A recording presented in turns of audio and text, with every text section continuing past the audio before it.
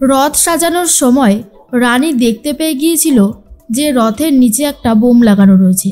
আর সেটা দেখার পরেই রানী চমকে গিয়ে তাড়াতাড়ি করে আগে পিকলুকে ফোন করেছিল। আর হ্যাঁ, পিকলু কিন্তু একেবারেই সুস্থ হয়ে গিয়েছিল। 3-4 দিন হলো পিকলু সুস্থ হয়ে গিয়েছিল, কিন্তু সেই কথাটা রানী কাউকে বলেনি। পিকলু ফোন ধরতেই রানী বলে দেয় কিভাবে পালাতে হবে, আর বড় রাস্তায় গিয়ে আমার জন্য অপেক্ষা করো। পিকলু বলে কিন্তু রানী তখন বলেছিল আমি আসছি। এর মধ্যেই রানী আর পিকলু দুজনেই পালিয়ে যাচ্ছিল, কিন্তু যাওয়ার আগে রানী ইচ্ছে করে কিছুটা ব্লাড চারিদিকে ছড়িয়ে দিয়ে যায়, যাতে এইখানটায় পুলিশ আসলে বুঝতে পারে রানী শেষ হয়ে গেছে। আর এই ঘটনা থেকে বোঝা যায় রানী আর পিকলু কি করে বেঁচে আছে। তখনই পিকলু বলে, সত্যি রানী, তোমার বুদ্ধির জবাব নেই।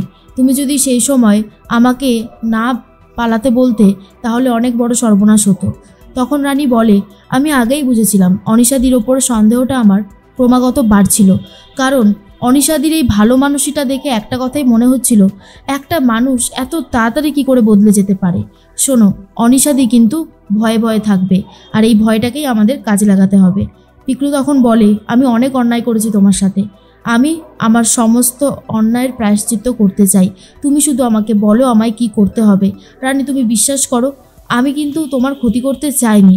সেই সময় আমি নেশার ঘরে এতটাই বুঁদ হয়ে গিয়েছিলাম যে আমি টাকার জন্য সব করেছি। আমি এখন প্রায়শ্চিত্ত করব।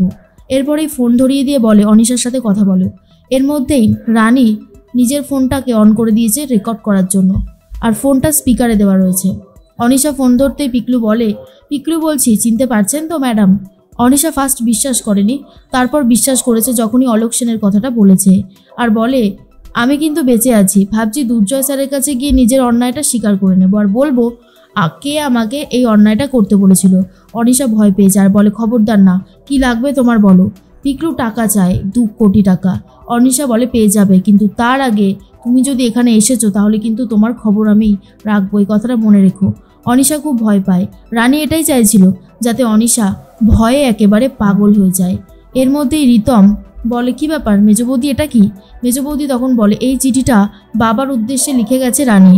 রানী লিখেছে আমাদের সাথে যে অন্যায়টা হয়েছে আর যে অন্যায়টা করেছে সে আমাদের খুব কাছের। আমি সবটা বলে দেব, সমস্ত সত্যিটা তোমরা জানতে পারলে চমকে যাবে কে এই পিছনে রয়েছে। নার্সিংহোমেরই একজন চেনা জানা। আর এটা শোনার পরেই তখন সবাই বলে, কে হতে পারে? আচ্ছা কাকুমণি, তুমি কাকে সন্দেহ করছো? বিনায়ক বলে, সন্দেহ করব কেন? আমি তো একেবারে নিশ্চিত অনিশা ছাড়া এটা কেউ করতেই পারে না। অনিশাই হলো আসল অপরাধী। এর মধ্যেই রানী এসেছে ছদ্মবেশে। আসলে দেবুর জন্য আয়া ঠিক করেছিল রিতম, আর সেই আয়ারই ছদ্মবেশে চলে এসেছে রানী।